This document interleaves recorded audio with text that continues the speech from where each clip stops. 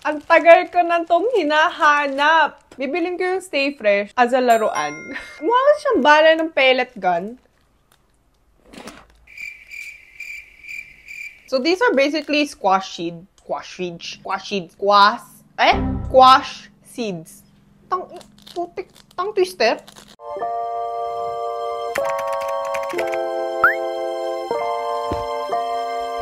안녕하세요. 조은입니다.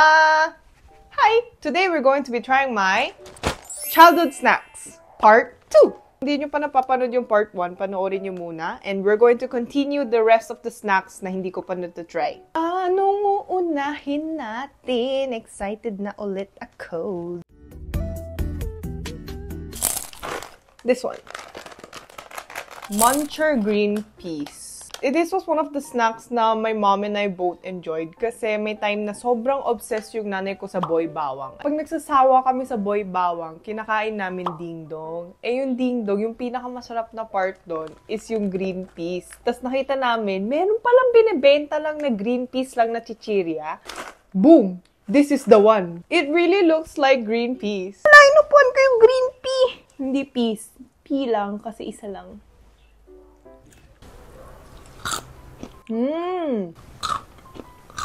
Maalat-alat siya. And it's so crunchy.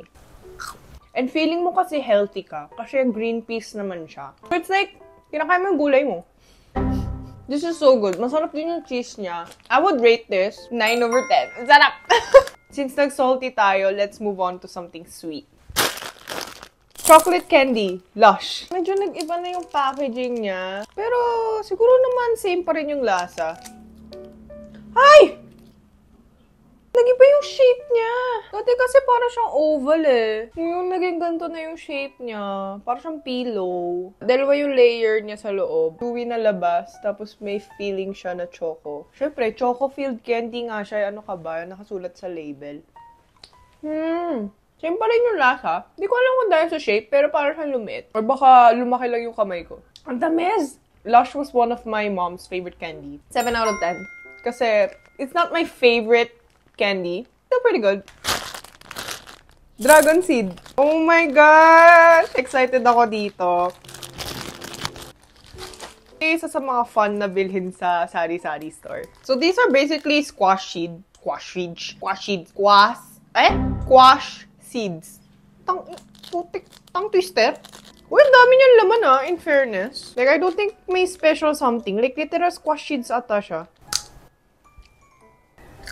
I think rather than being masarap, this was more, fun siyang kainin. May alat siya. Kapag napasobra ka ng kain, sobrang masakit na dito. I think hindi naman siya ganun ka-unhealthy na snack. I think it's one of the healthier snacks. I like it. 9 over 10.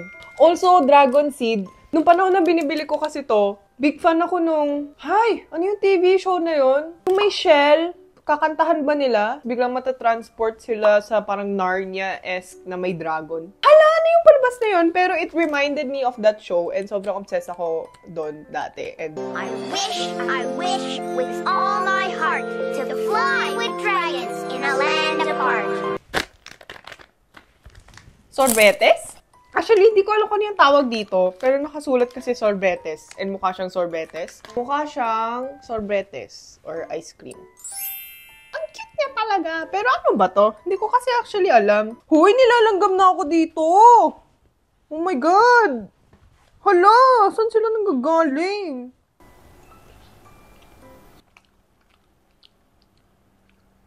Hindi ito yung alala kong lasa niya. Alala ko, ganito nga yung texture niya. Parang lasa siyang chocolate. Flour, cocoa. Iba-iba ba lasa nito? Kada kulay? Hindi siya chewy. Parang siyang fondant. Sobrang tamis. Medyo kalasa na yung Lush. Hindi ito yung alala. Ang alala ko, sobrang sama ng lasa nito. Para akong kumakain ng rubber. Pero actually, flavorful naman pala siya. Ngayon, I would rank it mga 5 over 10. 5.5 over 10. Next! Yogurt fruit snacks. Ito tanda ako, kinain ko nung childhood ko kasi it reminded my parents of their childhood snack na sa Korea tawag Apollo. Pero basically, yogurt stick siya. Medyo sosyalin tong snack na to. For me, I don't know.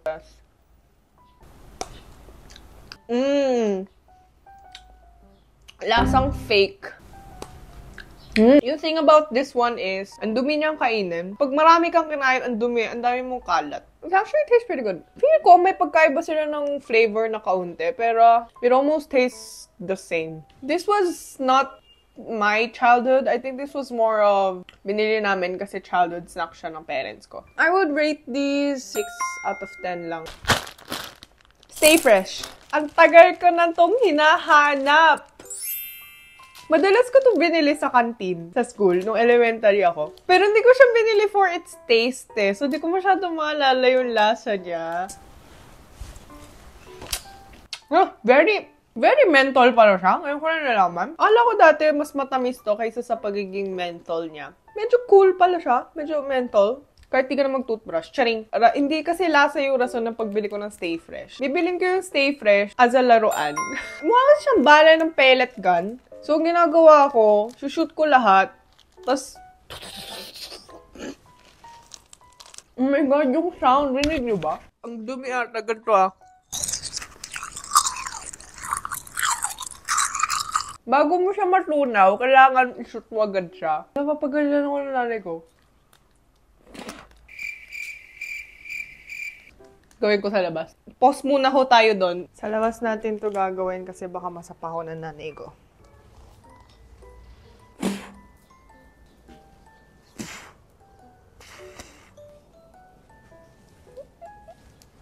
Huwag yun na pala yung gawin. Para nagsayang lang ako ng candy. Yung thing with Stay Fresh is, hindi ko siya nakain kung ako yung cleaners of the day. Kasi, bakit ko yung gagawin sa sarili ko? Charis! Kasi literal, kinakain ko to para i-shoot sa kaklase ko. Narealize ko, ang baboy nun. Ang trick kasi dapat is hindi mo dapat i-completely hinalaway mo. Respeto naman sa kung sino man yung target mo. Diba? Konti lang dapat. Pagkalagay mo, shoot agad. Para din man ganun kadiri. And also, less laway, less didikit sa sahig.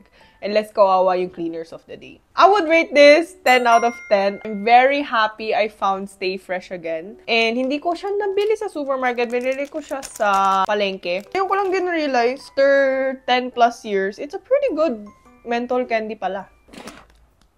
Anyway, that was it for today's video. I reviewed some of the snacks from my childhood. I think yung factor ng mga childhood snacks is hindi dahil sa flavor, it's more of the memories attached to it. Wow.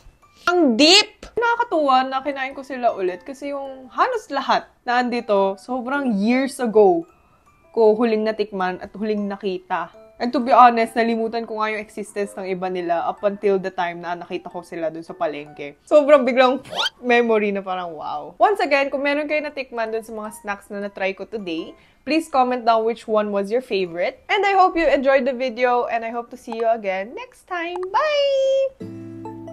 La, ako'y nilalanggam din eh! Saan sila nanggaling? Ano ba yan? Kailangan ko maglinis. Kapag ganito naman ang nanay ko. When I wake up, I feel cozy, yeah. Can you hold up? Don't need no coffee yet. Got no makeup. How do you look so fine? Bust up, bust up. How did I make you mine? Stay a minute.